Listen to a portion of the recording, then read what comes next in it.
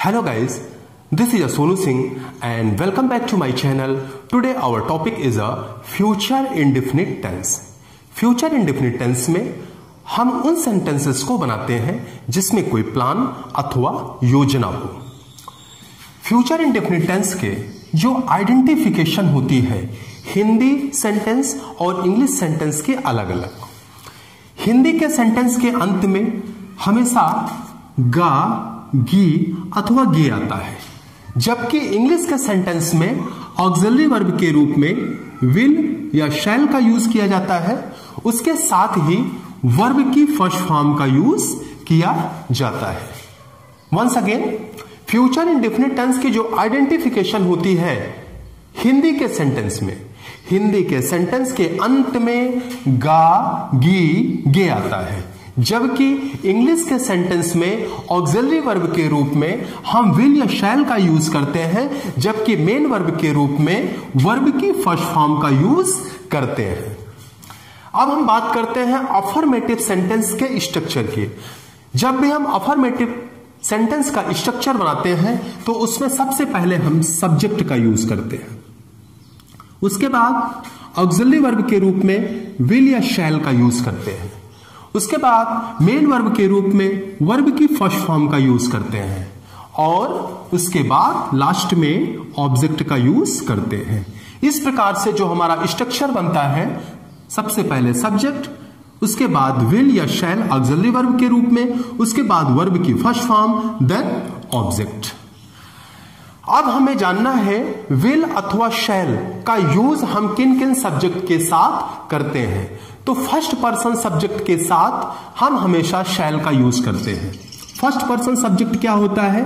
आई और वी.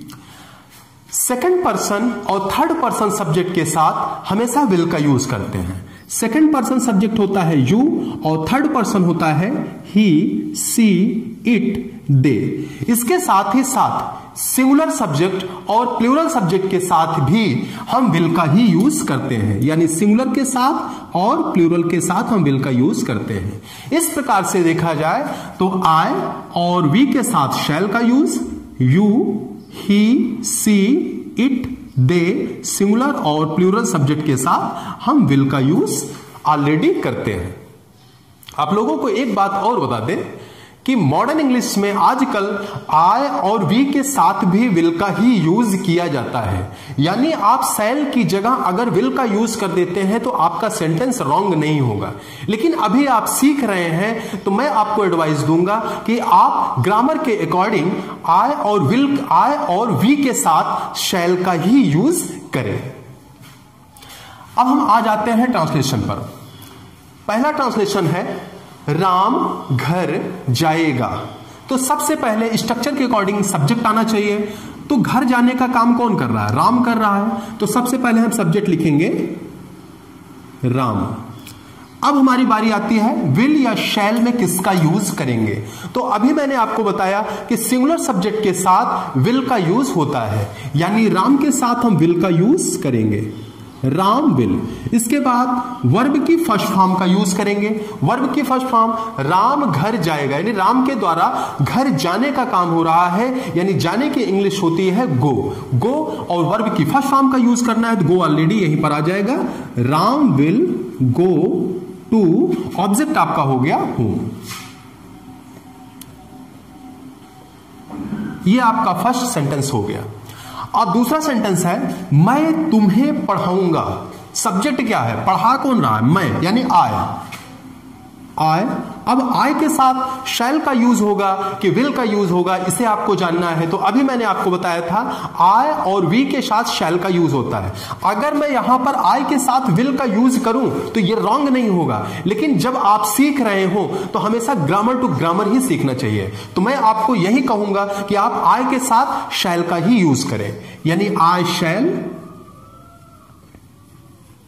उसके बाद वर्ब की फर्स्ट फॉर्म पढ़ाना. पढ़ाना की इंग्लिश क्या होती है? टीच.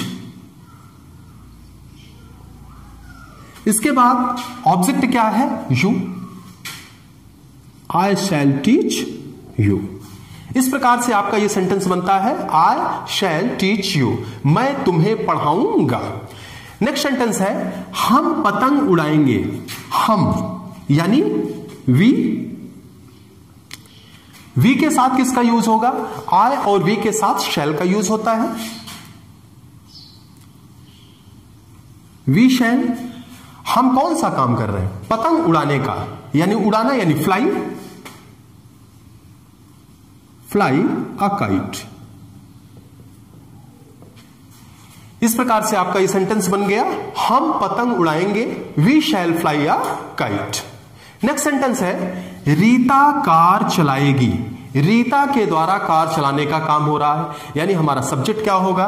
रीता।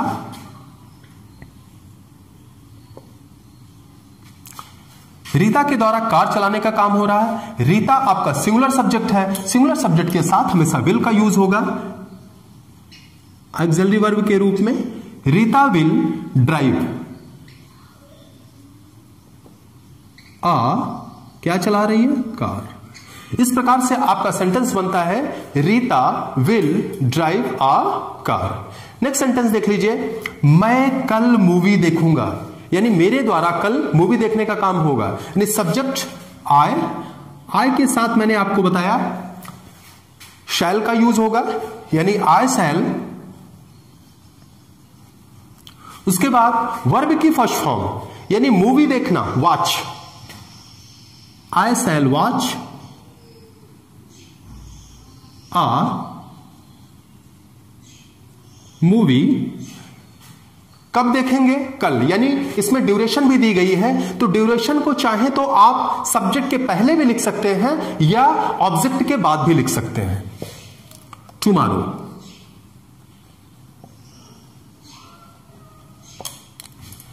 इस प्रकार से आपका यह सेंटेंस बनता है I shall watch a movie tomorrow, यानी मैं कल मूवी देखूंगा। वे फुटबॉल खेलेंगे। वे का मतलब दे के साथ विल का यूज करते हैं। दे विल क्या खेलेंगे? फुटबॉल, यानी खेलना। They will play football. इस प्रकार से आपका यह भी सेंटेंस प्रिपेयर हो गया। नेक्स्ट सेंटेंस है हम घर की सफाई करेंगे। हम घर की सफाई करेंगे, यानी सबसे पहले हम सब्जेक्ट का यूज करते हैं। सब्जेक्ट है हमारा वी के साथ शैल का यूज करेंगे। We shall. घर की सफाई करना, सफाई के लिए हम क्लीन का यूज करते हैं, यानी वर्ब की first form clean. We shall clean the house.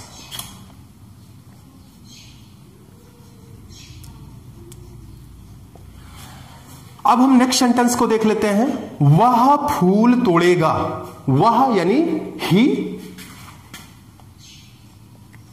के साथ किसका यूज करते हैं? ही के साथ हमेशा विल का यूज करेंगे। ही विल वर्ब की फर्स्ट फॉर्म के रूप में फूल तोड़ने के लिए हम प्लक का इस्तेमाल करते हैं। He will pluck a flower. Okay, तो इस प्रकार से फ्यूचर इंडेफिनिट टेंस का अफर्मेटिव सेंटेंस का जो सेंटेंस होता है उसे हम इसी प्रकार से ट्रांसलेट करते हैं। राम घर जाएगा, Ram will go to home. मैं तुम्हें पढ़ाऊंगा, आई शैल टीच यू। हम पतंग उड़ाएंगे, we shall fly a kite. Rita car चलाएगी, Rita will drive a car. मैं कल मूवी देखूंगा, I shall watch a movie tomorrow. वे फुटबॉल खेलेंगे, दे विल प्ले फुटबॉल। हम घर की सफाई करेंगे, we shall clean the house. वह फूल तोड़ेगा, he will pluck a flower. अब हम बात करते हैं negative sentence. Future indefinite tense का जो निगेटिव सेंटेंस होता है उसका स्ट्रक्चर जो होता है उसमें सिर्फ हम विल और शैल के साथ नॉट का यूज करते हैं। जैसा कि आप लोगों को मैंने कई बार बताया है कि निगेटिव सेंटेंस वो सेंटेंस होते हैं जिसमें हम नॉट का यूज करते हैं, यानी हिंदी में नहीं का यूज करते हैं। यानी ना तो वो सेंटेंस अफर्मेटिव होते हैं ना वो इंटरोगेटिव होते हैं, यानी उसमें नहीं का यूज करना पड़ता है। तो निगेटिव सेंटेंस का जो हमारा स्ट्रक्चर बनता है, सबसे पहले हम सब्जेक्ट का यूज करते हैं, उसके बाद एक्सिलरी वर्ब विल या शैल का यूज करते हैं, विल और शैल के साथ ही हम नॉट का यूज करते हैं। उसके बाद वर्ब की फर्स्ट फॉर्म, फिर ऑब्जेक्ट। अब हम ट्रांसलेशन कर लेते हैं। सबसे पहला है राम घर नहीं जाएगा। राम घर नहीं जाएगा। जैसा कि आपने अफर्मेटिव सेंटेंस बनाया है, सिर्फ उसमें विल और शैल के साथ नॉट का ही यूज करना है। तो सबसे पहले हमारा सब्जेक्ट होता है राम। राम के साथ मैंने आपको बताया था विल का यूज होगा क्योंकि ये सिंगुलर फॉर्म है। Ram will not go to home. Ram will not go to home, यानी राम घर नहीं जाएगा। यानी सबसे पहले हमने सब्जेक्ट का यूज किया राम, उसके बाद विल या शैल में विल का यूज किया क्योंकि यहां पर मैंने आपको बताया था कि सिंगुलर सब्जेक्ट के साथ विल का यूज करते हैं। उसके बाद विल और शैल के साथ ही हम नॉट का यूज करते हैं, यानी नॉट ऑक्सिलरी वर्ब के साथ ही लगती है, ठीक। यानी विल नॉट हो गया। उसके बाद वर्ब की फर्स्ट फॉर्म का यूज करते हैं। तो राम के द्वारा घर जाने का काम हो रहा है, यानी जाना। जाने की इंग्लिश होती है गो। गो अपने में फर्स्ट फॉर्म है, यानी गो कहां पर जा रहा है, टू होम। अब सेकंड सेंटेंस, मैं तुम्हें नहीं पढ़ाऊंगा। मैं तुम्हें नहीं पढ़ाऊंगा, यानी हमारा सब्जेक्ट क्या हुआ, आई। आई के साथ मैंने आपको बताया था शैल का यूज करना है। आई शैल, शैल के साथ ही हमें नॉट का यूज करना है। I shall not teach you.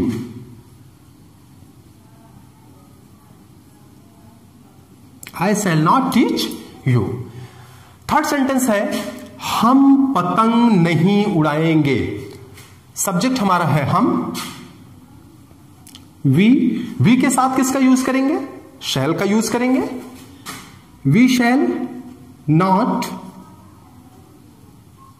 क्या नहीं उड़ा रहे हैं, पतंग, यानी fly a kite.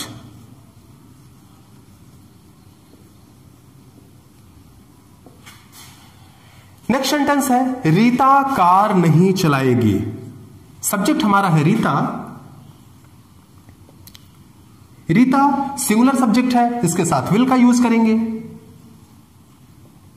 Rita will not drive a car.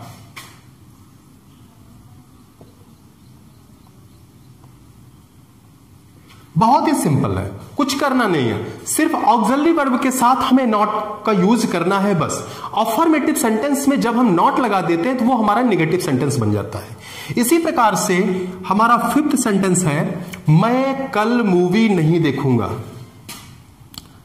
आई के साथ शैल का यूज करते हैं, उसके बाद नॉट का यूज करेंगे। I shall not watch a movie.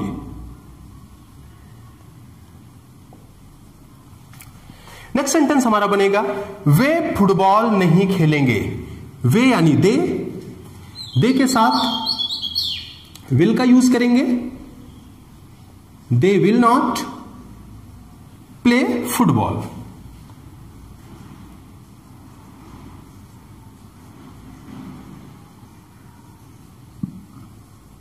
Next sentence है आपका हम घर की सफाई नहीं करेंगे, यानी हमारा सब्जेक्ट हुआ हम यानी वी के साथ शैल का यूज करेंगे। वी शैल नॉट सफाई करना, क्लीन द हाउस।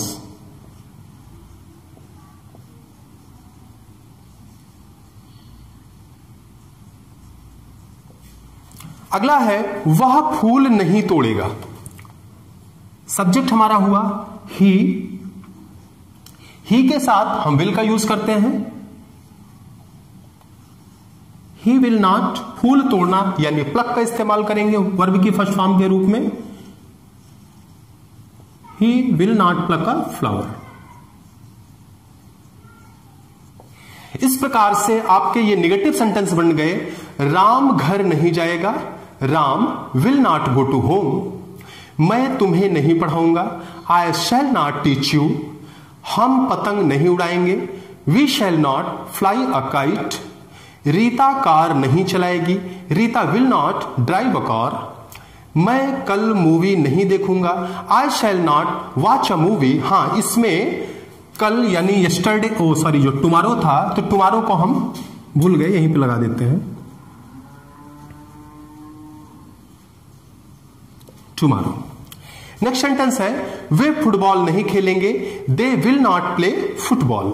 हम घर की सफाई नहीं करेंगे, we shall not clean the house. वह फूल नहीं तोड़ेगा, he will not pluck a flower. इस प्रकार से आपके ये निगेटिव सेंटेंस बन गए। अब हम बात करते हैं इंटेरोगेटिव सेंटेंस की। किसी भी इंटेरोगेटिव सेंटेंस को बनाने के लिए सबसे पहले हम एक्सिलरी वर्ब का यूज करते हैं। तो इस फ्यूचर इंडेफिनिट टेंस में भी हम सबसे पहले विल या शैल का यूज करेंगे, उसके बाद सब्जेक्ट का यूज करेंगे, उसके बाद वर्ब की फर्स्ट फॉर्म का यूज करेंगे, उसके बाद ऑब्जेक्ट का यूज करेंगे। इस प्रकार से इंटेरोगेटिव सेंटेंस का जो हमारा स्ट्रक्चर बनता है उसमें सबसे पहले विल अथवा शैल प्लस सब्जेक्ट प्लस वर्ब की फर्स्ट फॉर्म, उसके बाद ऑब्जेक्ट। इसी प्रकार से जो हमारा निगेटिव इंटरोगेटिव सेंटेंस बनता है, यानी निगेटिव इंटरोगेटिव सेंटेंस वो सेंटेंस होता है जिसमें हम नॉट का भी यूज करते हैं, जैसे will shell plus subject plus not plus verb की फर्स्ट फॉर्म प्लस ऑब्जेक्ट, यानी सब्जेक्ट के तुरंत बाद हम नॉट का यूज कर लेते हैं। फॉर एग्जाम्पल, क्या तुम मुझे पढ़ाओगे, क्या तुम मुझे पढ़ाओगे, ये तो आपका हो गया इंटेरोगेटिव सेंटेंस। जब इसे हम निगेटिव इंटेरोगेटिव सेंटेंस में बोलते हैं क्या तुम मुझे नहीं पढ़ाओगे, इस प्रकार से जो सेंटेंस जिसमें हम नहीं का यूज कर लेते हैं प्रश्नवाचक वाक्य में, वो हमारे निगेटिव इंटेरोगेटिव सेंटेंस होते हैं। तो आइए हम एग्जांपल को देख लेते हैं। क्या तुम मुझे पढ़ाओगे, इसको हम कैसे बनाते हैं? सबसे पहले हम विल और शैल में से किसी का यूज करते हैं। तो क्या तुम, विल और शैल का यूज हम अकॉर्डिंग टू सब्जेक्ट ही करेंगे। तो सब्जेक्ट हमारा हुआ तुम यानी यू, यू के साथ हम विल का यूज करते हैं, तो यानी हो गया हमारा विल यू। अब हम काम क्या करते हैं? पढ़ाने का, यानी कि हम बोल रहे हैं क्या तुम मुझे पढ़ाओगे, यानी पढ़ाना, विल यू टीच। किसको पढ़ाने की बात हो रही है? मुझे, यानी ऑब्जेक्ट में हुआ मे, ये ऑब्जेक्टिव केस है, यानी आई के लिए मे का यूज करते हैं। इस प्रकार से हमारा जो सेंटेंस बनता है विल यू टीच मी, क्या तुम मुझे पढ़ाओगे। नेक्स्ट सेंटेंस देख लेते हैं।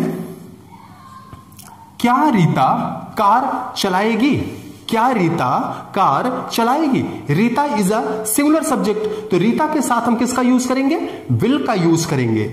You, he, she, it, they singular और प्लूरल के साथ हम विल का यूज करते हैं। तो विल रीता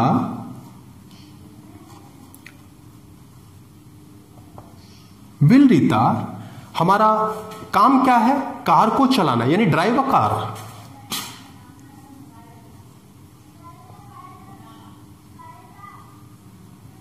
क्वेश्चन मार्क। अब हम नेक्स्ट सेंटेंस की बात करते हैं।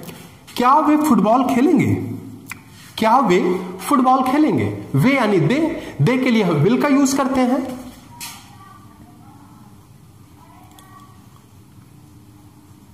विल दे, दे के द्वारा कौन सा काम हो रहा है? फुटबॉल खेलने का, यानी play football.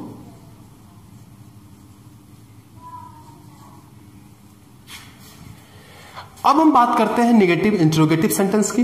Negative interrogative sentence में जैसा कि मैंने बताया था, सबसे पहले ऑक्सिलरी वर्ब के रूप में विल या शैल का यूज करेंगे, उसके बाद हम सब्जेक्ट का यूज करेंगे, सब्जेक्ट के तुरंत बाद हम नॉट का यूज करेंगे, देन वर्ब की फर्स्ट फॉर्म, उसके बाद ऑब्जेक्ट का यूज करेंगे। अब इन्हीं सेंटेंस को जब हम निगेटिव इंटरोगेटिव सेंटेंस बनाते हैं तो इसमें सिर्फ हम नॉट को ही बढ़ा देते हैं। जैसा क्या तुम मुझे नहीं पढ़ाओगे, क्या तुम मुझे नहीं पढ़ाओगे, सिर्फ हमें सब्जेक्ट के तुरंत बाद नॉट को यूज करना है, यानी will you not teach me, will you not teach me.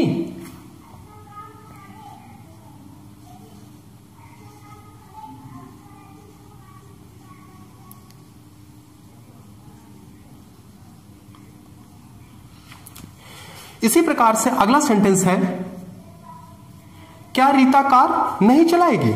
Will Rita not drive a car? Will Rita not drive a car?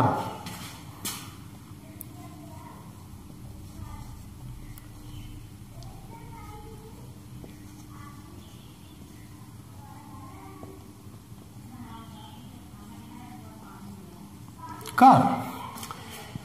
क्या वे फुटबॉल नहीं खेलेंगे? क्या वे फुटबॉल नहीं खेलेंगे? Will they not play football?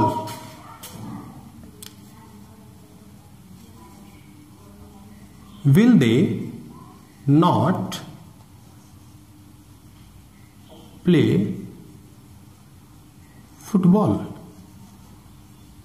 इस प्रकार से फ्यूचर इंडेफिनिट टेंस के इंटेरोगेटिव सेंटेंस को हम बनाते हैं और नेगेटिव इंटेरोगेटिव सेंटेंस को भी हम बनाते हैं। आई होप कि मैंने आपको अच्छी तरीके से समझाया है, बट अगर आपको अभी भी थोड़ी कुछ कंफ्यूजन हो तो प्लीज कमेंट बॉक्स में कमेंट जरूर करिए। मैं नेक्स्ट वीडियो में आपको फिर से नए टॉपिक के साथ मिलूंगा। तब तक के लिए धन्यवाद।